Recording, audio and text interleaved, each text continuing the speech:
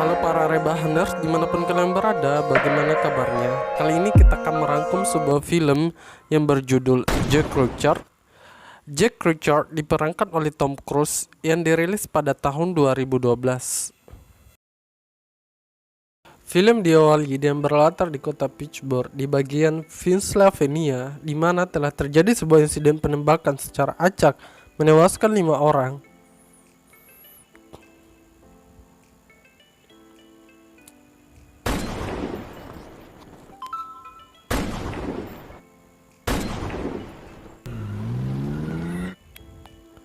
Tidak lama kemudian datanglah polisi ke tempat kejadian. Dari tempat kejadian perkara ditemukan berbagai barang bukti, yaitu mulai dari koin, selongsong peluru yang digunakan untuk membayar parkir.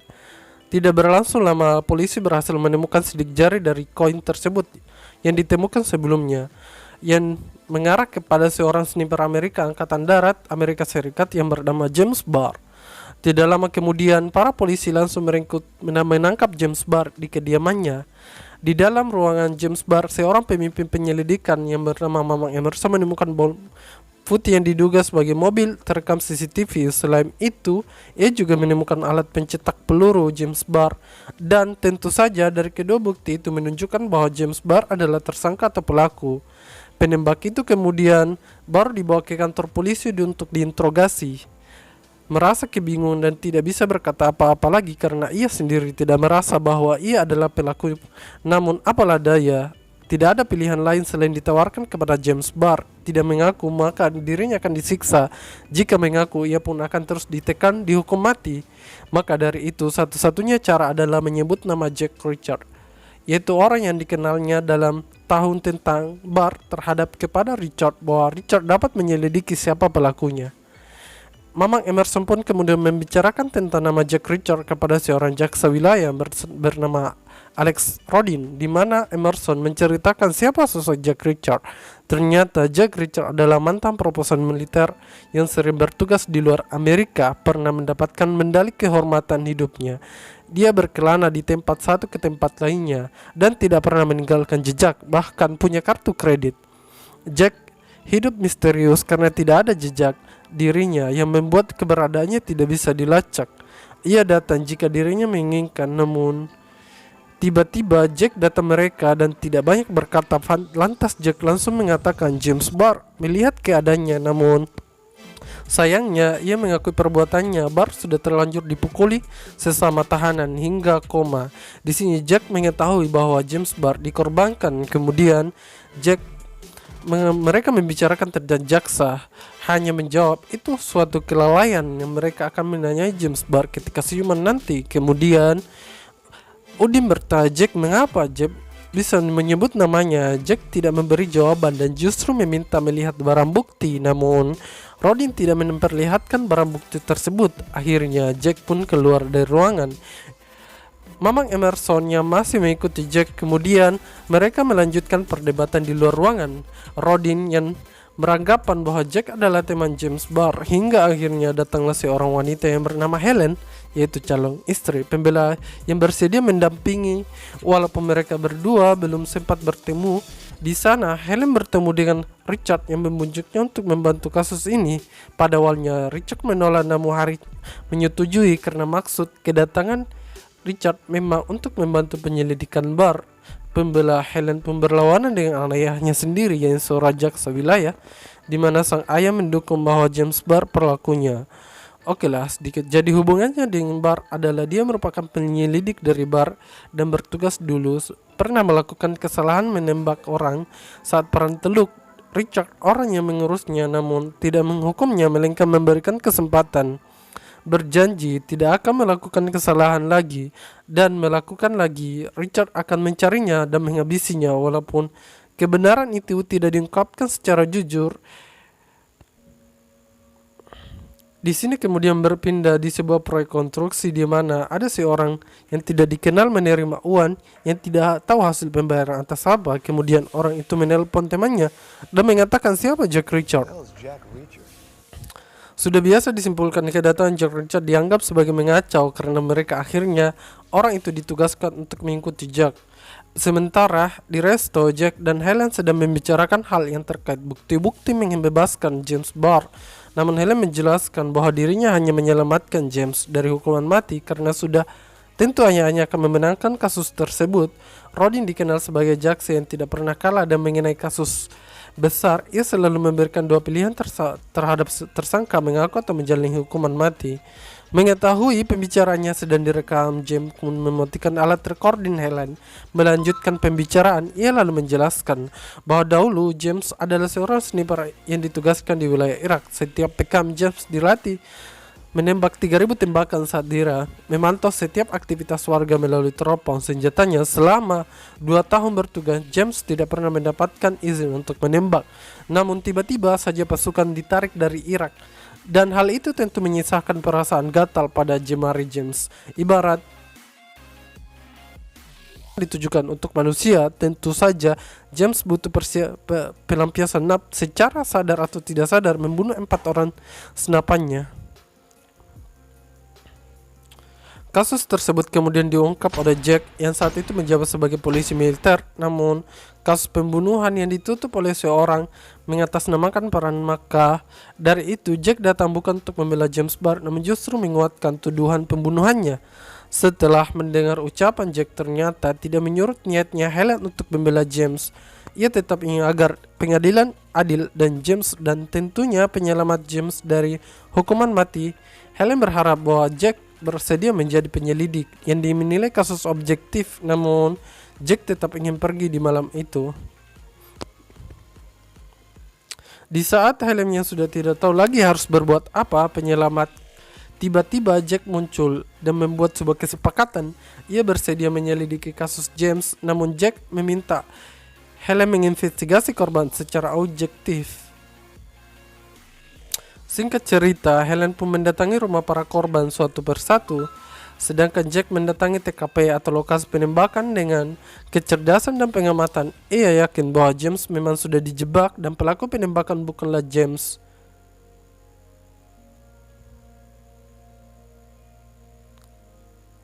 Tapi di sisi lain terlihat seorang pria yang memantau aktivitas Jack yang membenarkan biodata bertugas sebagai polisi militer dulu. Sementara Helen dengan berbagai drama yang telah terjadi dan akhirnya Helen berhasil mengamati sedikit informasi para korban, tapi ia terus dibujuk oleh ayahnya agar segera berhenti melanjutkan investigasi.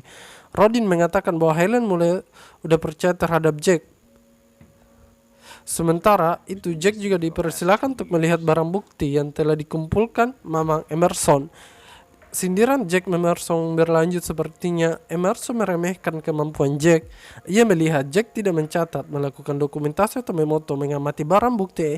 Mamang Emerson kemudian mencoba mengetes Jack, menanyai nomor seri senapan pelaku yang dipegang, tapi Jack justru berbalik bertanya mengenai tahun berapa pembuatan cetak koin parkir melalui. Emerson pun hanya terdiam karena dirinya mengingat. Dengan santainya Jack menjawab 1968.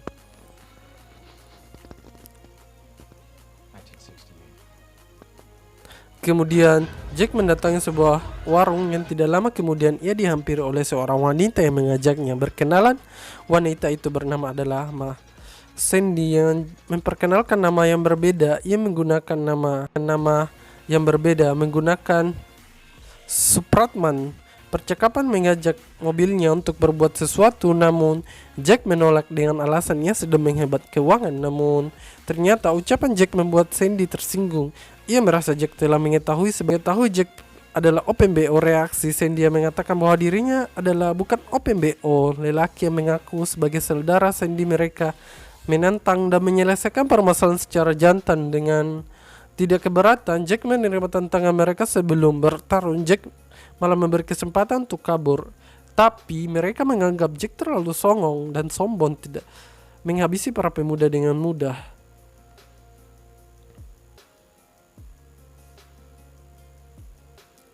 Tidak lama kemudian para polisi datang dan menghampiri 3 orang yang diantar berhasil kabur, termasuk Sandy. Mereka 3 orang itu di kondisi cedera parah. Jack berusaha tidak melawan, menyerahkan diri kepada polisi.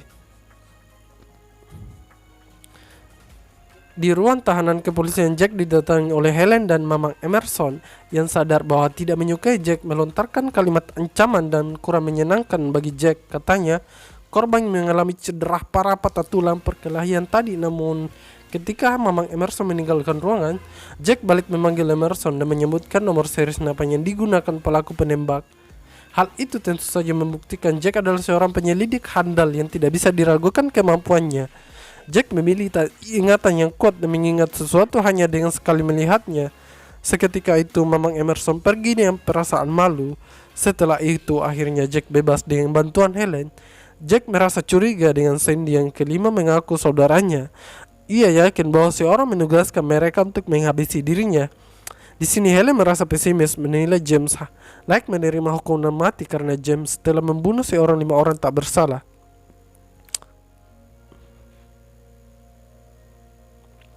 Di sini kemudian berpindah pada seorang pria yang namanya kita sudah tahu bahwa orang itu ada mengikuti jejak Jack.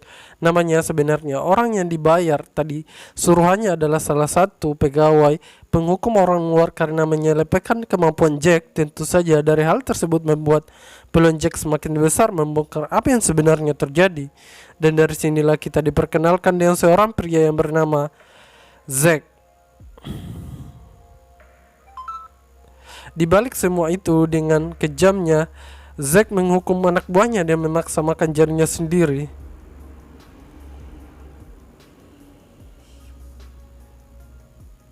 Tapi orang itu menolak hingga akhirnya ia harus ditembak di bagian. Kembali ke Jack yang rasa cukup informasi, akhirnya Jack terus melanjutkan penyelidikan.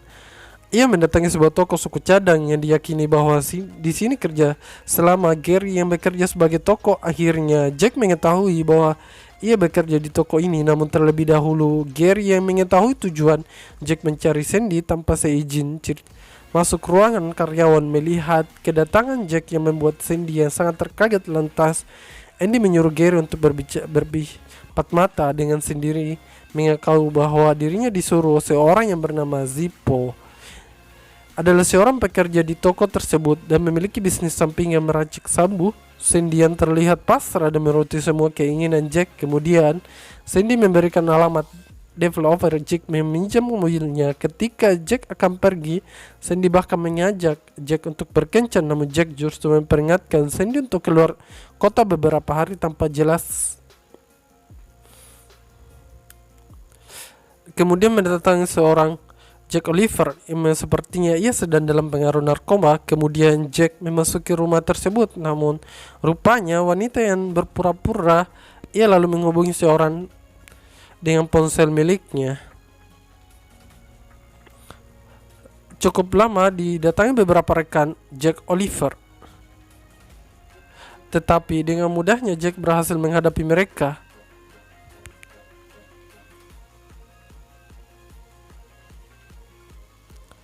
Salah seorang anak buah Jack Oliver ia berusaha untuk Jack mengungkapkan keberadaan Jack persatu, namun tidak mengetahui keberadaan bosnya yang berasumsi bahwa Zippo.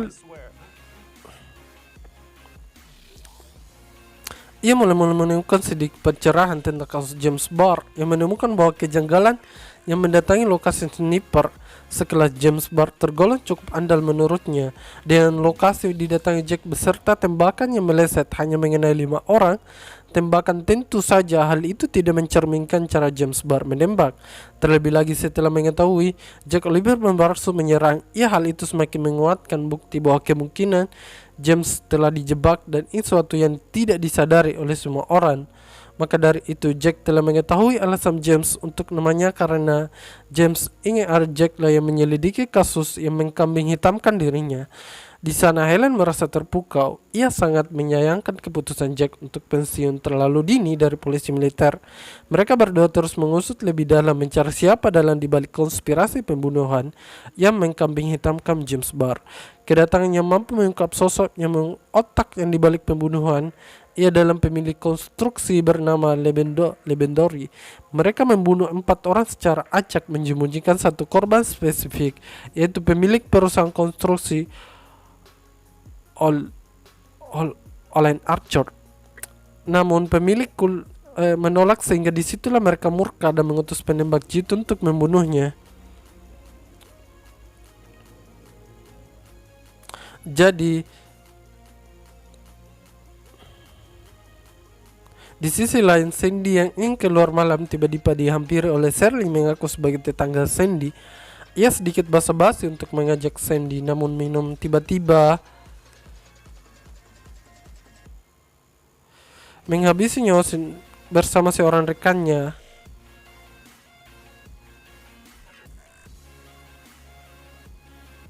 Beberapa saat kemudian, Mama Emerson menemukan mayat Sandy yang tertempat sampah di tempat sebuah motel. Jack menginap di saat sama. Jack yang secara kebetulan pulang seorang wanita yang sedang dievakuasi. Ya, ia pun sudah tahu bahwa mayat itu adalah Sandy, dan sepertinya ia juga akan dikambing hitamkan. Tidak berselang lama, keluarlah Mama Emerson dari model itu tersebut, sedangkan berada di dalam mobil. Melihat tatapan Emerson, mengetahui bahwa Emerson tengah memiliki maksud yang tidak baik. Spontan, Emerson mengeluarkan pistol menyeret Jack sebagai tersangka. Segera menancap gas dan melarikan diri ke tempat tersebut. Dengan cepat, detektif Mamang Emerson berrombongan mengejar Jack, dan sedangkan Jack sendiri menangkap Shirley yang membuntuti mereka.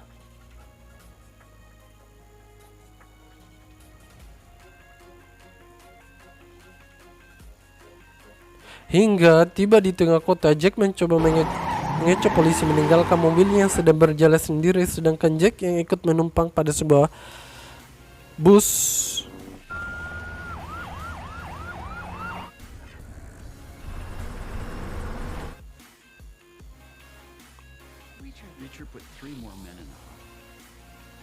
Mendatangi Helen untuk mencari keberadaan Jack. Mereka lalu menjelaskan bahwa Jack telah melakukan banyak tindakan kriminal.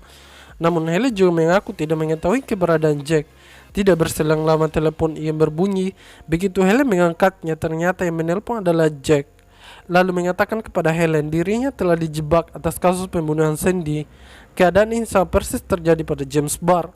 Jack yang mencurigai seorang antara ayah dan Helen dan Emerson yang ikut terlibat.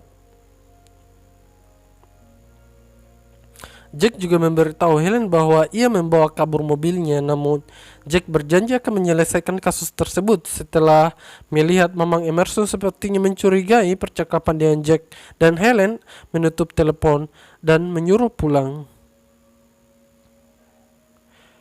Jack kemudian mendatangi lapangan tembak yang terletak di Ohio. Ia bertemu dengan pemilik lapangan yang bernama Udin Martin, adalah pensiunan senjata korps marinir. Dengan sedikit basa-basi, Jack lalu berpura-pura mencari temannya yang tidak lain adalah James Barr. Ia berharap dapat menemukan informasi siapa penembak terbaik di tempat. Jack menggunakan nama berbeda di saat bertemu dengan Udin Martin, namun Martin sepertinya berusaha menyembunyikan informasi dari Jack. Kemudian Jack menjelaskan bahwa dirinya adalah sebagai penyelidik pengacara James Barr. Akhirnya Martin bersedia memberikan informasi, tapi terlebih dahulu Martin memberikan Jack percobaan 3 penembakan terhadap target. Jika mana berhasil, barulah dia berusaha ditanya. Jack menerima tantangan tapi meminta 1 tembakan percobaan. Rupanya tembakan percobaan Jack jauh meleset ke pusat target.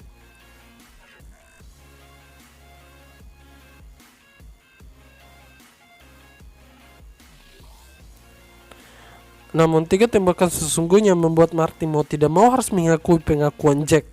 Martin lalu menceritakan bahwa James Barr penembak terbaik setelah melihat rekam CCTV. Jika akhirnya mendapatkan wajah pelaku, orang itu adalah Shirley yang diduga sebagai kaki tangan oknum kambing hitamkan James Barr. Jack lalu menghubungi Helen terlihat temuannya. Ia mengingatkan Helen untuk tidak berbicara kepada siapapun.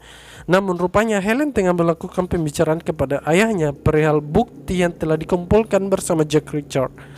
Ia menjelaskan terkait kemungkinan setelah dikambing hitamkan oleh konspirasi Oliver dilakukan oleh anak buah pemulak legenda Owers, pemilik kuliner yang telah menolak melepaskan saham untuk Limberdower, dikenal sebagai perusahaan konstruksi multi nasional. Namun ternyata perusahaan tersebut hanyalah kedok menggunakan dana publik. Mereka membangun yang tidak diperlukan. Selain itu, mereka menjalankan juga melakukan tindakan korupsi secara masif. Anehnya lagi, tidak pernah ada investigasi terhadap perusahaan tersebut. Akan tetapi ayah yang menganggap itu hanya diilusi, alasan yang tidak berdasar dan tidak masuk akal. Mendengar jawaban ayahnya semakin membuat Helen yakin bahwa ayahnya terlibat dalam konspirasi tersebut. Ia pun pergi meninggalkan ayahnya. Namun saat Helen memasuki lift, tiba-tiba menahan pintu tertutup. Rupanya orang itu adalah Mamang Emerson, merupakan komplotan dari anak buah Zack yang merupakan pemilik perusahaan lift. Kemudian menyetrum Helen hingga tidak sadarkan diri. Wow. Kemudian mereka membawanya menuju markas milik Jack yang disebut wilayah pertambangan. Di tempat lain juga mendatangi sebuah klub malam dan mencoba menempel Helen, namun ternyata yang mengangkat telepon adalah Shirley. Mereka terlibat aksi ancam menawar hingga akhirnya Shirley memberikan alamat agar Jack mendatangi mereka. Cerita akhirnya Jack tiba di lokasi. Di sana ia mulai mengamati situasi yang terlihat. Di sana ada beberapa anak buah Jack yang sedang menanti ke Zack. Di dalam ada tank. Martin memenuhi panggil Jack membawa senapan. Ia juga berharap Martin membawa senjata yang sama untuk dirinya, namun ternyata Martin hanya memberikan sebuah pisau. Dengan alasan tidak mengizinkan Jack untuk membunuh dengan senapannya. Mau tidak mau, jika akhirnya menerima pisau daripada dirinya tidak memiliki senjata sama sekali. Terlihat sepertinya Martin tak banyak membantu Jack dengan inisiatifnya sendiri. Akhirnya melakukan secara tidak biasa. Ia mendorkan mobilnya dikendarainya dengan kecepatan tinggi. Melihat hal itu tersebut membuat Shirley dan rekannya tertawa jahat dan mengantarkan nyawa mereka, lalu menembaki mobil Jack.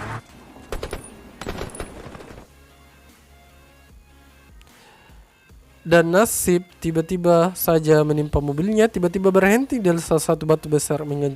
Seketika mobilnya Jack diberondong peluru. Beruntungnya Martin melepaskan tembakan dan mengalihkan perhatian.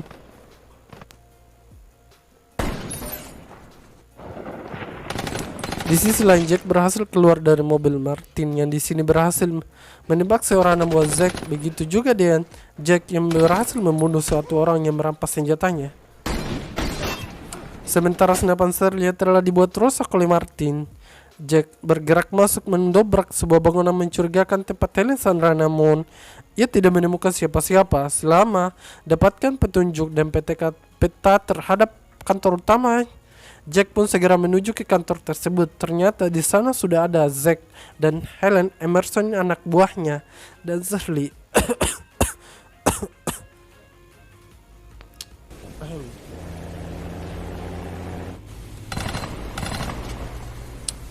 Zack dan Helen Emerson dan anak buahnya yaitu Shirley datang mengambil senjata serta mengajak anak buahnya lain untuk ikut bersamanya.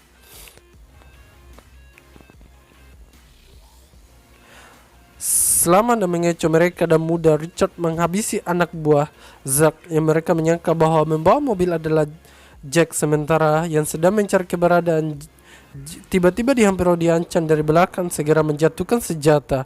Rupanya Jack mengajak Charlie untuk berduel.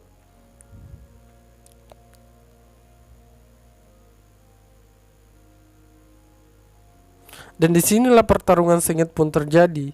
Di bawah derasnya guyuran hujan, tidak dapat mampu menghadapi Jack, kemudian berhasil mematahkan kedua kaki dan lehernya sekaligus mengakhiri hidupnya. Shirley,